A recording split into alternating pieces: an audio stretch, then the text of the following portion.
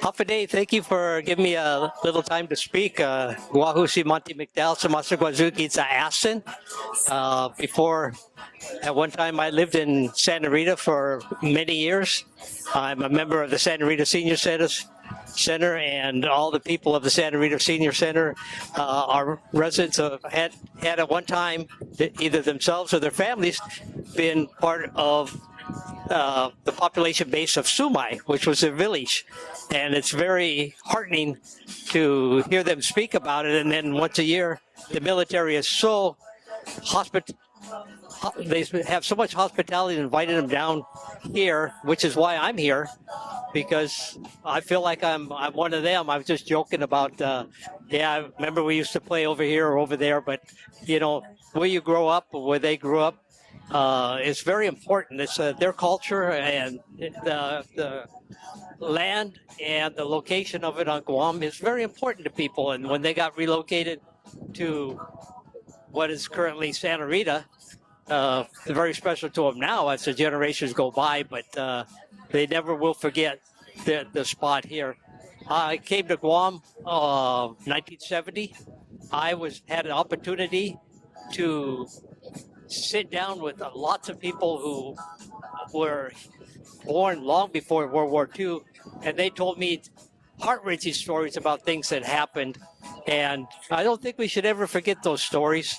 They're very meaningful, and it really shows that somebody like me who's retired Navy, that the freedom that we have here in Guam and other places of the world is not all that free.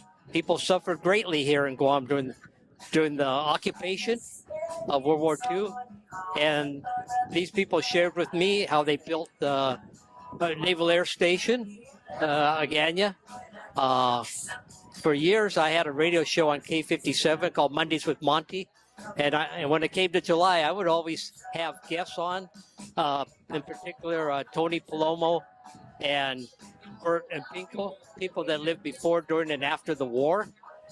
They had stories, how in Agana, when they heard the planes coming in and start bombing, they were at church, and that Agana then and Agana now is nothing, could be no similarity according to the description. We should never forget those things, how it was.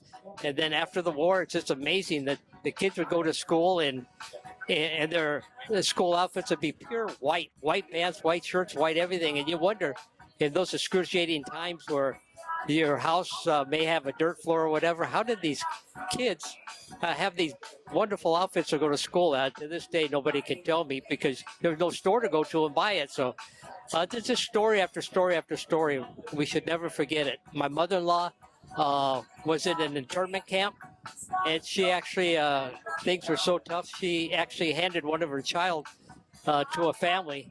And it was many, many years later that my wife realized that she had a brother, that because of the World War II and the internment camps, that he didn't grow up with them. But boy, when they found each other, were they close. And I could go on and on, but thank you for the time. Guahu si Monty McDowell. Adios. That's the key.